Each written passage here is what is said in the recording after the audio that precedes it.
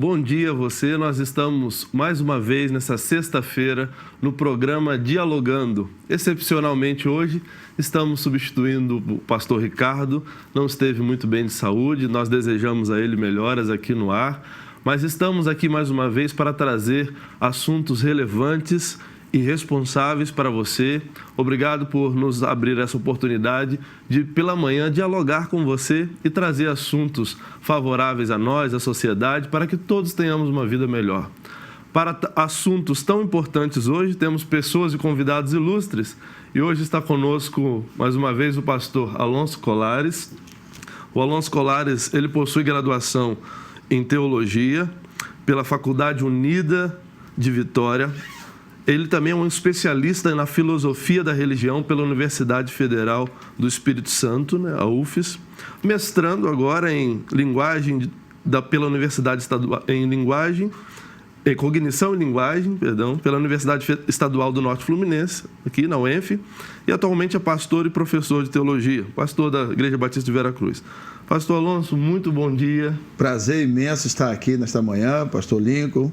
Prazer imenso estar aqui também. Doutor Júlio Esteves, é um prazer muito grande. E essa figura que nós conhecemos e tanto nos ajuda aqui com assuntos tão importantes, que é o doutor Júlio Esteves. Doutor Júlio Esteves, ele é doutor em filosofia e professor da UENF, doutor pela Universidade Federal do Rio de Janeiro, com doutorado na Universidade de Münster, na Alemanha. Ele também atualmente é professor da Universidade Estadual do Norte Fluminense, Darcy Ribeiro, e tem uma larga experiência na área de filosofia e ética. Então, hoje nós vamos conversar com essas brilhantes pessoas. E qual é o tema? As pessoas devem estar em casa se perguntando. Qual é o tema de hoje do Dialogando? Nós vamos conversar hoje sobre a eutanásia e a teologia. E para isso convidamos esses filósofos aqui e o pastor Alonso para estar tratando desse texto, dessa informação. E eu queria, como primeira pergunta, para esclarecer aos nossos telespectadores, pastor Alonso, o que seria a eutanásia em si? Você pode explicar o conceito para que todos possamos ter essa explicação? A eutanásia, se formos analisar do ponto de vista etimologicamente, do nome, significa eutanásia, a boa morte. Significa o nome eutanásia significa isso. A palavra eutanásia significa a boa morte. E do ponto de vista prático, seria abreviar a vida em casos em que a pessoa estivesse ou com uma doença terminal, ou diante de uma circunstância adversa, ou também dentro de um contexto social, familiar. A eutanásia não deixa de ser, portanto, um certo tipo de suicídio, né, professor Júlio? Sim. Então, sobre isso, e pegando esse link, a eutanásia, ela não seria uma garantia de uma morte digna? Olha aí, professor. Bom dia mais uma vez. Eu gostaria de falar, essa é uma pergunta muito oportuna, porque costuma-se defender a eutanásia exatamente em casos em que a pessoa se encontra na situação que ela não está tendo mais uma vida digna, uma vida digna de ser vivida. Por exemplo, situações em que a pessoa está padecendo de dores lancinantes, como muitos casos de câncer, não é? Ou ela está em estado vegetativo, ou ela está no estado de dependência dos outros para fazer tudo. Eu acho que a palavra dignidade, nesse caso, está sendo mal aplicada. Então, por exemplo, no caso de dores, sim, sentir dores é uma coisa ruim, negativa, mas não é indigno. Não é indigno é uma palavra moral. Indigno é você se corromper, é roubar. Então, se você está levando uma vida com dores, sem dúvida isso é uma coisa ruim. Agora, autorizar a eutanásia, porque isso não é uma vida digna de ser vivida, isso está totalmente errado. Não é? O indigno é você viver roubando, por exemplo. Tá certo? O que eu quero dizer, o sentir dor faz parte da condição humana. Não é? Então, se a condição humana inclui dor e sentir dor é uma coisa indigna, então a condição humana é indigna. Não é? Pode até haver razões para se praticar a eutanásia, mas essa com certeza não é. Por outro lado, é muito complicado essa questão da eutanásia. Por exemplo, casos de morte em que a pessoa está vivendo vegetativamente. Estudos feitos na Inglaterra recentemente mostraram a atividade cerebral da pessoa em estado vegetativo, consciente do que está se passando ao redor dela. Então, você imagina você ouvindo parentes seus, conversando com os médicos, planejando desligar o aparelho ao que você está ligado e mantendo a sua vida. Coloque-se no lugar dele. Não deve ser uma coisa fácil, né? Eu estou planejando a minha morte, não é? E você sem poder... Você está interagindo, está ouvindo, o mundo não tem capacidade de interagir e resistir à decisão. Não é? Então, isso tem que ser visto com muita calma. E é interessante que existem... O professor Júlio tocou num ponto muito importante, que alguns defensores da eutanásia, eles até tentam camuflar, levando uma ideia de uma ortotanásia, que na verdade não existe. O que existe é a eutanásia, com uma ideia de que nós temos que deixar o corpo, a natureza, seguir seu rumo, né? Seguir sua natureza. Se for assim... Nós citamos aqui o cérebro escritor brasileiro Ariano Suassuna. Eu comecei a morrer desde que eu nasci. Se você tiver uma dor de cabeça, se nós tivermos uma dor de cabeça, por exemplo, não vamos tomar remédio, vamos deixar a natureza seguir seu curso. Né? Só que as pessoas tomam remédio, né? Então, na verdade, essa ortotanásia é um grande engodo aí que se criou aí, né? Ortotanásia seria a morte correta, não é? É a morte correta. O certo é o seguinte: deixa o curso natural, não é? Deixa a vida seguir o seu curso natural, desembocando na morte. Isso é uma tentativa de você cometer a eutanásia sem fazer nada, não é? Ou seja, como se você não estivesse fazendo nada, deixa morrer simplesmente. O problema é que o tal do processo da morte, como bem falou Alonso, é uma coisa que começa com o próprio nascimento. Não é?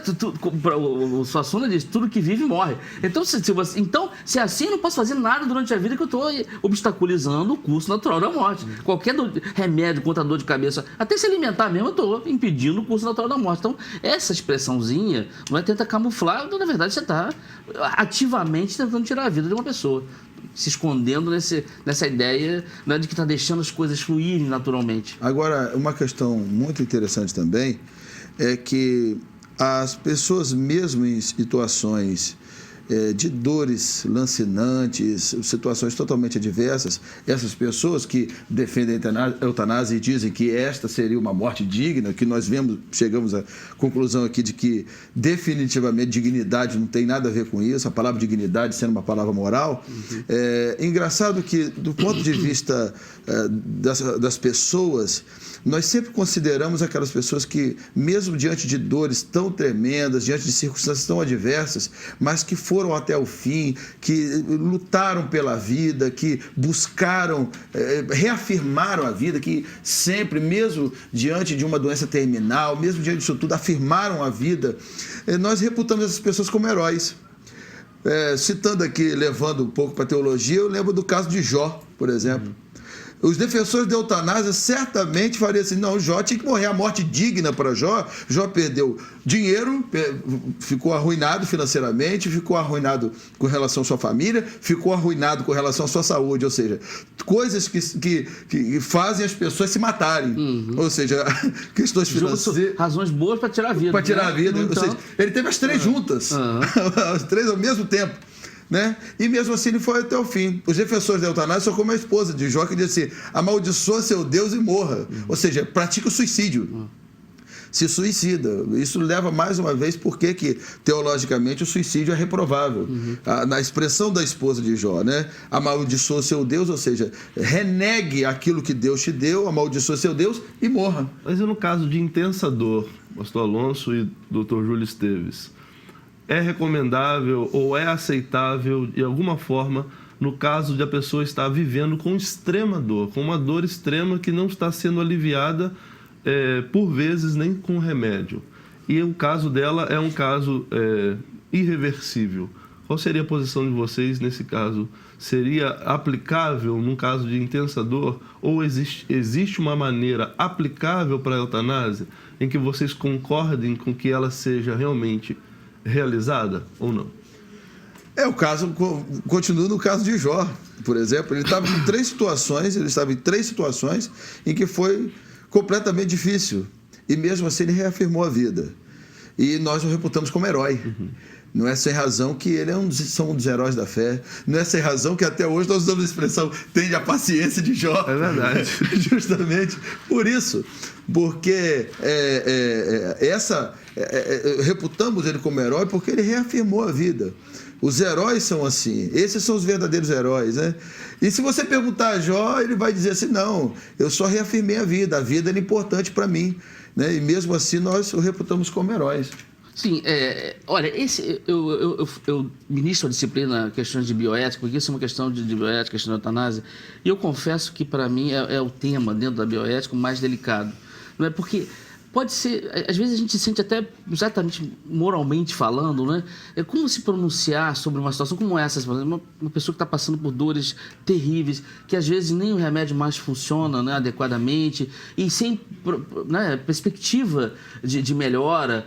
Não é? Então, você teorizar sobre isso, não estando nessa situação, pode parecer até leviano, na verdade. Por outro lado, a gente vê que existem situações próximas da gente que servem para a gente fazer uma analogia, entende? Pense bem, olha, eu sou um professor da UENF, não é? Com um salário que para mim me satisfaz, mas pense assim, o Ike Batista, se ele perder tudo que ele tem e tiver que viver com o salário que eu ganho. O que ele vai dizer da vida dele? O que eu acho para mim uma vida super digna, não é uma vida que merece ser vivida, ele vai dizer que não merece. Não, eu prefiro morrer do que ficar vivendo com o salário de professor da UENF, tendo vivido tudo, né, tendo usufruído tudo que eu usufruí. Então, essa questão de que chega um momento em que não tem mais jeito, que não dá mais para aproveitar, isso parece ser muito relativo. Mesmo a questão de dor. Há pessoas que têm uma relação com dor diferente de outras. Entende? Então, nem esse fato de apontar que são dores sem perspectiva, isso por si só não é, entendeu? Tudo depende, tudo vale a pena quando a alma não é pequena, diz Fernando Pessoa. Então, houve um poeta, Thomas de Quincey, um inglês, que sentia dores terríveis. Ele, inclusive, vivia à base de drogas para suportar as dores, em 1700 e pouco. E produziu uma obra poética. Então, sabe, parece que você sempre pode aproveitar a vida de alguma maneira. Me parece. Então o homem não tem o poder de tirar a vida que o próprio Deus deu, né? Mas quando Jesus, pastor Alonso, deu a sua vida, foi um tipo de eutanásia? Teria sido um suicídio? Como que você aborda essa parte? Teóricos do ponto de vista ético, moral, dentre eles um que eu tenho grande admiração, Immanuel Kant, ele exclui Jesus desses casos de suicídio, porque a eutanásia é um tipo de suicídio, né? É um tipo de suicídio. Jesus morreu pelos pecados do mundo. Ele sabia, ele tinha consciência da sua missão. E ele sentiu dores lancinantes também, como consciência da sua missão. Interessante que Jesus tinha todas as prerrogativas também para poder tirar a sua vida. Tinha pessoas que perseguia 24 horas por dia. Ele sofreu perseguição de todo tipo. Interessante que ele sabia o tipo de coisa que ele ia morrer de cruz, com prego, martelo e madeira, e foi carpinteiro. Ou seja, mexendo com prego, madeira e o tempo todo. E mesmo assim, mas interessante que mesmo diante disso tudo, ele sempre reafirmou a vida, ele sempre entendeu que a vida era um dom de Deus, e sendo o próprio Deus, como eu particularmente creio, ele deu de si mesmo como uma missão. Ele deu de si mesmo como consciência do dever, daquilo que ele tinha que fazer, daquilo que ele deveria fazer. Então, o caso de Cristo, ele não é associado a um caso de suicídio, não de eutanásia, né, mas um caso de suicídio propriamente dito. Ele deu de si mesmo por amor. Verdade. É interessante quando Jesus fala e aborda a respeito de que ninguém toma a minha vida, eu dou. Na verdade, ele entregou a vida para que outros pudessem viver. Foi um caso de um mártir, né, para a redenção humana. É um caso atípico e um caso de que ele deu a vida, mas ele mesmo a retomou. Então ele já tinha um propósito de ressuscitar e, ressuscitando, trazer valia ou validade a tudo que ele disse, em ser o caminho, a verdade e a vida. Perfeito. Agora, com relação à questão das dores lancinantes e tudo isso, né, é uma coisa interessante. Porque quando nós já não temos mais, digamos, prazeres na vida,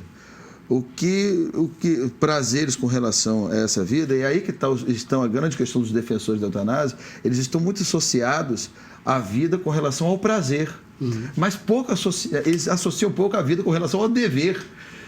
Será que nós temos condições de dispor de nós mesmos? Né? Ele leva a eutanásia sempre para o lado do prazer, ou seja, ele não deve, não é digno, mas deve viver por causa do prazer, mas nunca do lado do dever. Eles né? têm até o slogan, né? A vida é um direito ou é uma obrigação. Então. Na verdade, eles não só não consideram o lado do dever, como eles refutam isso. Eles rejeitam isso, né? Que seja um dever. Eles geralmente associam isso a uma visão religiosa. Aliás, que fique claro, quando eu discuto essa questão da eutanásia e outras questões da bioética, não é? Eu discuto exclusivamente a partir de premissas não teológicas, racionais. O que não exclui um diálogo com a religião, porque esse é um problema que a gente vive também. Qualquer coisa, como se qualquer coisa que viesse da religião não prestasse. É como se o mandamento não matarás só porque vem de Moisés não serve. Não é? Então, existe uma certa preguiça de pensar atualmente, mesmo na academia. Então, se bota um carimbo, se vem da religião, então não presta, sem analisar o mérito do argumento. Não é? Então, eu tento me examinar a questão a partir daí. E já mostrei que, na verdade, porque eles acham o seguinte, quem vem do lado da religião só pode ir contra a prática da eutanásia. Não é por questões religiosas. Na verdade, não é assim. Se você é uma pessoa laica e acredita que só existe essa vida, vamos supor isso, você vai querer levar essa vida, aproveitar essa vida até o fim. Né? Se você está convicto que não tem nada além. Então, se é isso que eu tenho, vou aproveitar, não é? Até a última gota. Não é? Então, também por esse lado laico, você tem uma valorização da vida. Mas, professores, o suicídio é um crime. E como que entra, então, nessa característica a eutanásia? Ela é liberada pelo governo ou pelas autoridades em ser realizada em pacientes com extrema dor, nas suas decisões, ou caracteriza crime também essa... Não, o suicídio... O suicídio não é crime. Não é crime. Perdão. Juridicamente falando, não é crime, né? A eutanásia que sim. A eutanásia, na medida que ela envolve terceiros que fazem a prática da eutanásia, médicos em particular, né? Deixa eu corrigir. Na questão de crime, se alguém tomar um atentado contra a própria vida, né, ele também estaria batendo na sua vida, ou se maltratando, ou trazendo algo ruim para ele mesmo ou para a raça humana.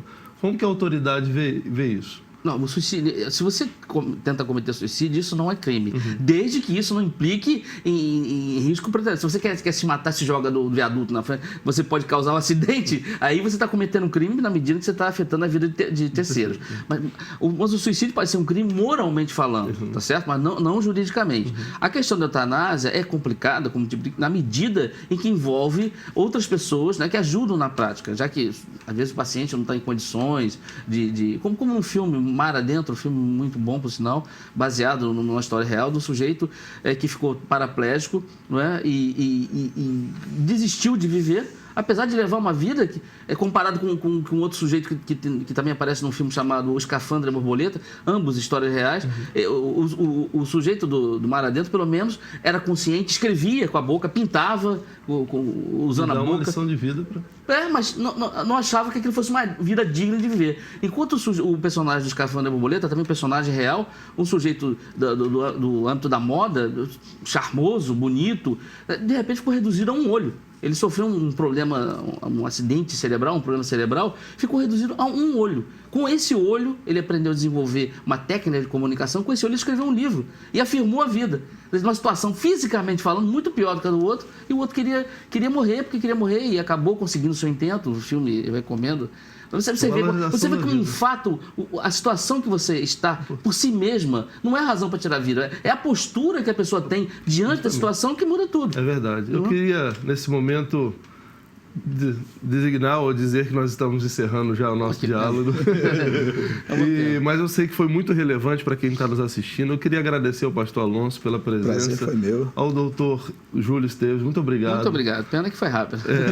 E nós continuamos numa próxima. Eu quero agradecer você por ter nos dado a sua audiência, por ter aberto aí a audiência para que nós possamos dialogar junto com você, trazendo informações relevantes para que você possa, conosco, saborear um diálogo que possa trazer resultados de vida, né, para todos nós.